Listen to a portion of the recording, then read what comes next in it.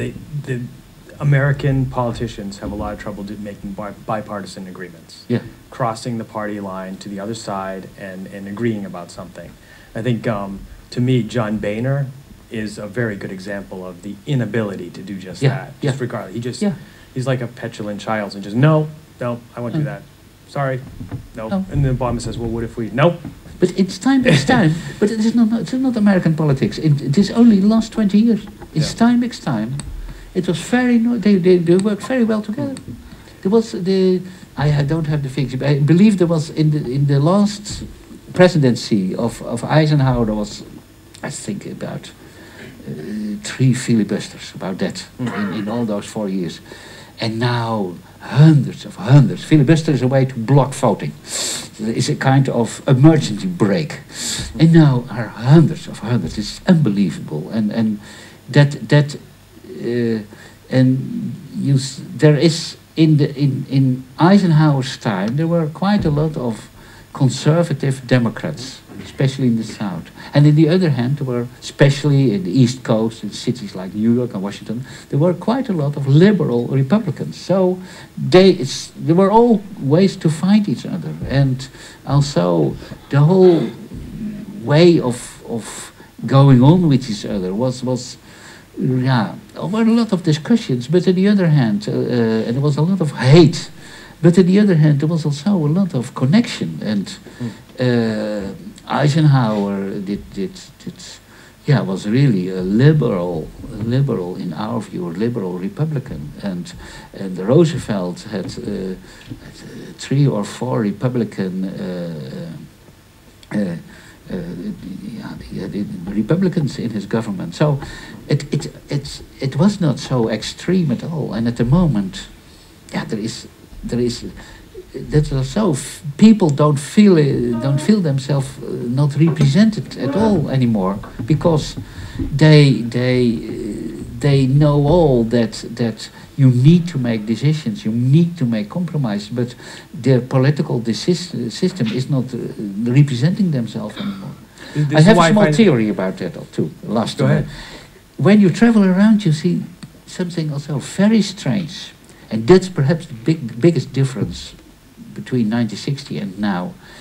Steinbeck went to small town America all the time. He crossed a lot of small towns, literally. Towns with villages, small towns, bigger towns, with a shopping center, with small banks, with a lot of small shops. Main streets. Main Street USA was fully existing still in 1960. There were already suburbs, there were already small shopping malls, but Main Street USA was still existing. When you now drive to the United States, Main Street USA is collapsed, or it is a museum, and most of the time it is, a lot of shops are closed, some pubs, some cafeterias, some pawn shops, but it is, Main Street USA from north to south is gone. And Main Street USA was not only an economic force of a middle-class capitalism, a little bit, let's say, a capitalism with a human face, literally, but it was also a kind of a place where people literally discussed their politics. And Steinbeck, for instance, was part of Main Street in Sag Harbor, where he lived, and he discussed every afternoon.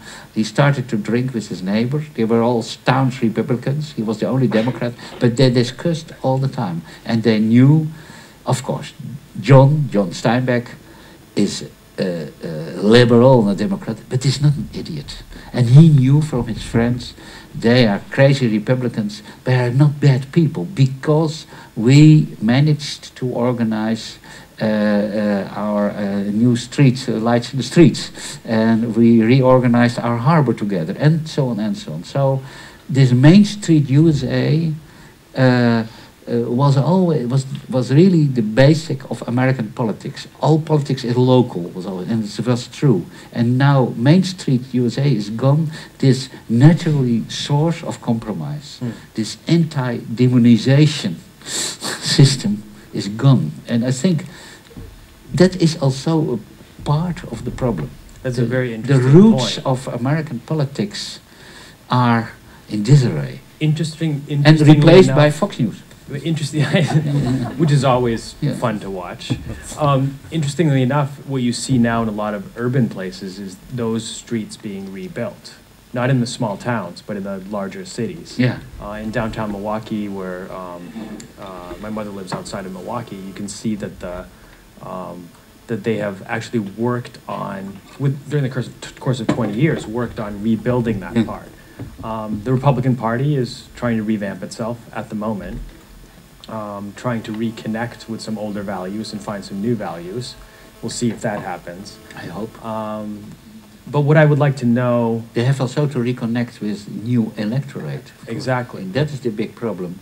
Because the values have changed over time. The younger Republicans are more pro-gay marriage, less skeptical about abortion, so on and so forth. And you see the same with younger Democrats. They are less extreme liberal. You say the same tendency.